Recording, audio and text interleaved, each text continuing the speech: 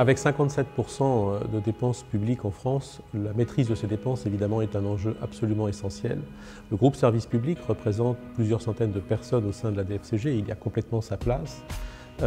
Contrôle de gestion, contrôle budgétaire, contrôle des risques sont des problématiques qui sont complètement partagées entre le monde du privé et le monde du public. Et ces réunions sont l'occasion d'un échange entre ces différentes sphères publiques et privées au bénéfice de tout le monde.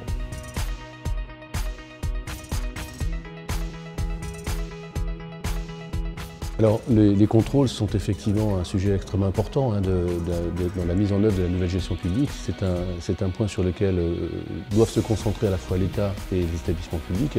Et donc, on peut considérer qu'il y a effectivement des spécificités par rapport au secteur privé, qui portent notamment sur le côté réglementaire, sur le côté, je dirais aussi, procédural, avec différents types de contrôles. Contrôle budgétaire, contrôle économique, contrôle interne comptable et budgétaire, contrôle de gestion, pilotage. Donc ce sont des sujets effectivement qui sont assez diversifiés et qui représentent effectivement une certaine spécificité du secteur public.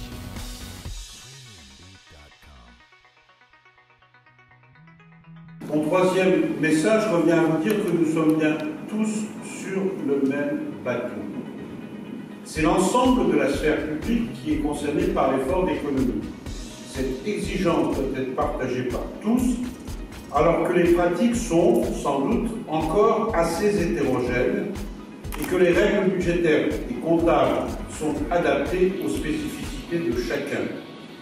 C'est, je crois, l'un des intérêts de cette journée qui permet de mener une réflexion globale et de partager les bonnes pratiques.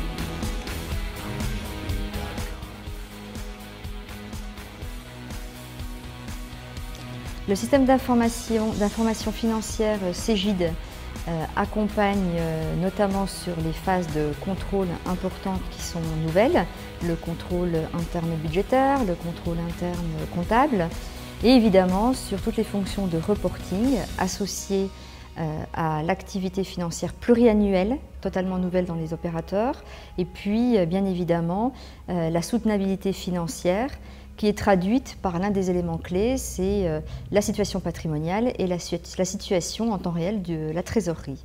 Donc un système complet. Alors, il s'agit d'un guide pratique qui a été piloté par la direction du budget avec la collaboration de l'ensemble des ministères en administration centrale et en services déconcentrés. C'est un guide de prise en main à destination des nouveaux contrôleurs de gestion.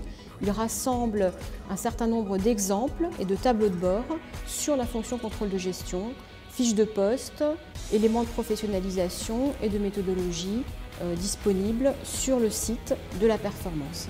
La mesure de la performance ou l'apport de la performance du contrôle interne réside principalement dans la suppression des erreurs, dans l'identification des fraudes et leurs limitations et dans aussi l'apprentissage de l'efficacité des processus.